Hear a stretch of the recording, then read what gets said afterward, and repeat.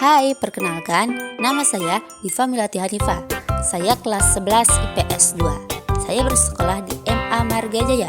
Di sini saya akan menjelaskan sedikit tentang menghindari akhlak tercela, israf, tabzir, dan bakhil. Yang pertama adalah israf. Pengertian israf: berlebih-lebihan dalam bahasa Arab disebut dengan kata asrafa, yusrifu, israfan, yang berarti bersukaria sampai melewati batas. Menurut Kamus Besar Bahasa Indonesia, melampaui batas atau berlebihan diartikan melakukan tindakan di luar wewenang yang telah ditentukan berdasarkan aturan atau nilai tertentu yang berlaku. Secara istilah, melampaui batas atau berlebihan dapat diartikan sebagai suatu tindakan yang dilakukan seseorang di luar kewajaran atau kepatutan. Israf juga dapat berarti menggunakan harta untuk sesuatu yang benar namun melebihi batas yang dibenarkan, misalnya makan atau minum secara berlebihan. Dasar larangan israf. Larangan israf terdapat dalam Quran Surah Al-A'raf ayat 31 yang artinya, "Hai anak Adam, pakailah pakaianmu yang indah di setiap memasuki masjid, makan dan minumlah, dan janganlah berlebih-lebihan. Sesungguhnya Allah tidak menyukai orang-orang yang berlebih-lebihan." Quran Surah Al-A'raf ayat 31. Sikap dan perilaku berlebihan merupakan salah satu penyakit rohani yang sangat merugikan diri manusia itu sendiri. Nabi bersabda yang artinya, "Makan dan minumlah, berpakaianlah dan bersedekahlah tanpa bersikap berlebihan dan sombong." Hadis riwayat An-Nasa'i. Al-Quran maupun hadis di atas menjelaskan secara tegas larangan makan dan minum, berpakaian dan bersedekah secara berlebihan. Sesuatu yang dilarang oleh Allah dan Rasul, di dalamnya pasti ada madaratnya bagi manusia. Oleh karena itu, Islam menganjurkan hidup sederhana dan tidak berlebih-lebihan. Contoh perilaku israf. Contoh yang pertama, israf dalam makan dan minum. Misalnya, mengkonsumsi makanan melebihi nutrisi yang dibutuhkan tubuh. Termasuk dalam kategori ini adalah bermewah-mewahan dalam makan dan minum. Contoh yang kedua, israf dalam berpakaian. Misalnya, memakai pakaian dengan mode pakaian yang justru tidak sesuai dengan syariat. Misalnya terlalu panjang atau terlalu kecil. Contoh yang ketiga, israf dalam penggunaan air. Misalnya, mencuci pakaian dengan menggunakan air yang berlebihan atau membiarkan kran air terbuka sehingga air terbuang percuma. Contoh yang keempat, israf dalam penggunaan listrik. Misalnya, tidak mematikan lampu setelah selesai dipakai, tidak mematikan kipas angin setelah tidak dipakai, dan sebagainya. Dampak sikap israf. Israf dapat menimbulkan perilaku rakus. Dari perilaku rakus ini akan memicu perilaku buruk lainnya, yaitu menghalalkan segala cara untuk memenuhi kerakusannya itu. Perilaku menghalalkan segala cara ini akan menimbulkan permasalahan sosial, yaitu hilangnya kepedulian sosial. Orang akan acuh tak acuh atau tidak mempedulikan terhadap keadaan lingkungan sosial di mana dia hidup. Apabila harta yang dimilikinya habis, maka orang yang terbiasa berlebih-lebihan akan melakukan apapun, tidak memperdulikan norma-norma sosial, hukum, dan agama. Yang terpenting adalah mendapatkan harta untuk memenuhi kesenangannya. Upaya menghindari sikap israf. Kehidupan setiap muslim tidak terlepas dari interaksi dengan sesama. Islam mengajarkan sikap sepadan atau musawah. Ajaran ini memiliki tujuan untuk menciptakan rasa kesejajaran, persamaan dan kebersamaan, serta penghargaan terhadap sesama manusia sebagai makhluk Tuhan. Sikap sepadan akan menempatkan manusia pada posisi yang sejajar, sehingga akan menyadarkan setiap orang untuk memberikan yang terbaik. Sikap ini akan menjadi jalan baru bagi sesama manusia untuk melakukan kebajikan yang sesuai dengan ketentuan dan bermanfaat bagi kemaslahatan bersama. Sesungguhnya, sikap bersahaja dan sepadan akan dapat mengendalikan setiap muslim dari sikap melampaui batas atau israf. Yang kedua adalah tabzir.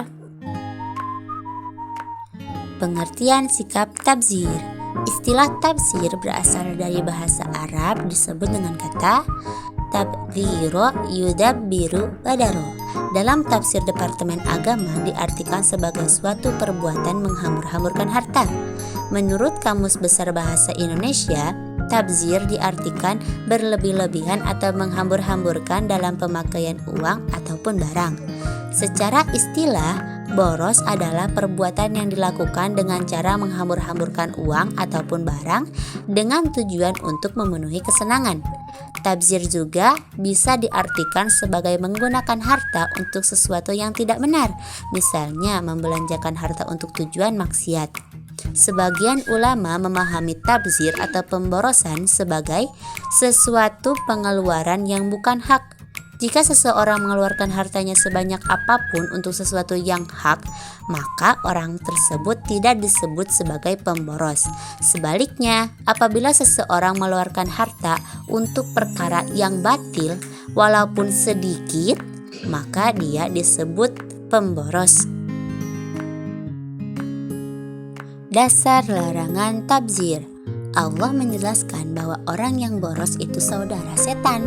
Perilaku boros adalah termasuk hal yang batil, dan seluruh perbuatan setan pasti mengandung kebatilan.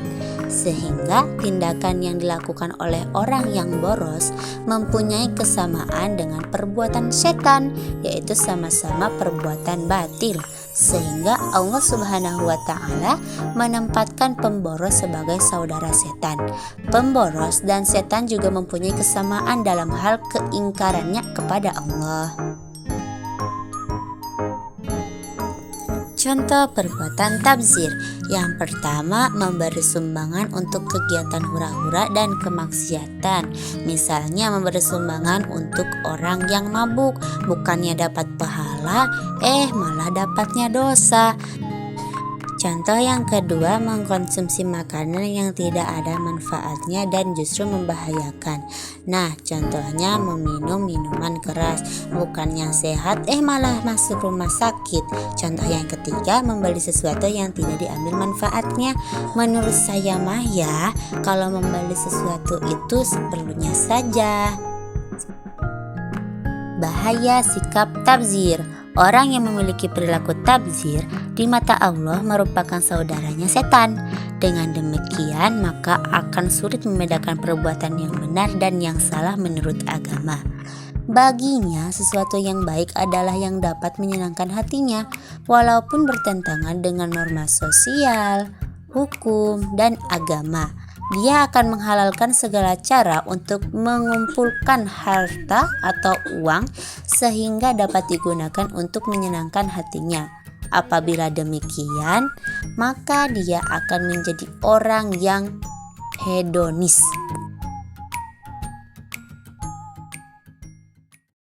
Yang ketiga adalah sikap bakhil. Pengertian bakhil. Bakhil atau kikir ialah menahan harta yang seharusnya dikeluarkan. Al-Jurjani dalam kitab At-Ta'rifat mendefinisikan bakhil dengan menahan hartanya sendiri, yakni menahan memberikan sesuatu pada diri dan orang lain yang sebenarnya tidak berhak untuk ditahan atau dicegah.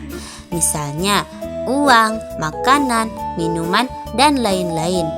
Ketika orang memiliki uang, makanan, dan minuman yang mestinya bisa diberikan kepada yang membutuhkan, kemudian enggan untuk memberikannya, maka ia adalah bakhil. Orang yang dapat menghindari perilaku bakhil, maka di sisi Allah digolongkan sebagai orang yang beruntung. Apakah kalian dapat menghindari perilaku bakhil? Dasar larangan bakhil. Allah telah mengabadikan kisah kebakhilan Qarun di dalam Al-Quran. Kisah ini agar dijadikan pelajaran kepada umat manusia bahwa perilaku bakhil atau kikir sangat dilarang oleh Allah Subhanahu wa Ta'ala. Harta yang dimiliki seseorang merupakan karunia Allah yang harus dipergunakan sebaik-baiknya di jalan Allah. Allah Subhanahu wa Ta'ala mengkisahkan perilaku bakhil Qarun tersebut sebagaimana firman-Nya dalam Quran surah Al-Qasas ayat 81. Bahaya perilaku bakhil. Yang pertama, harta yang ditahan karena kebakhilan akan dikalungkan di lehernya di hari kiamat. Kedua, mengikuti jejak setan. Tiga, terhalang masuk surga. Empat, rizki menjadi sempit. Dan terakhir, menimbulkan malapetaka. Menghindari perilaku bakhil.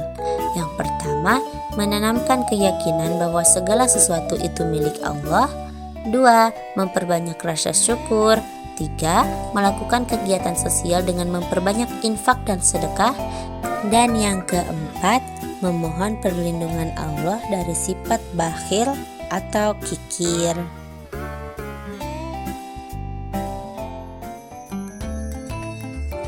Nah, itu dia teman-teman, sedikit penjelasan tentang israf, tabzir, dan juga bakhil. Mungkin cukup sekian dari saya. Mohon maaf bila ada kesalahan. Wassalamualaikum warahmatullahi wabarakatuh.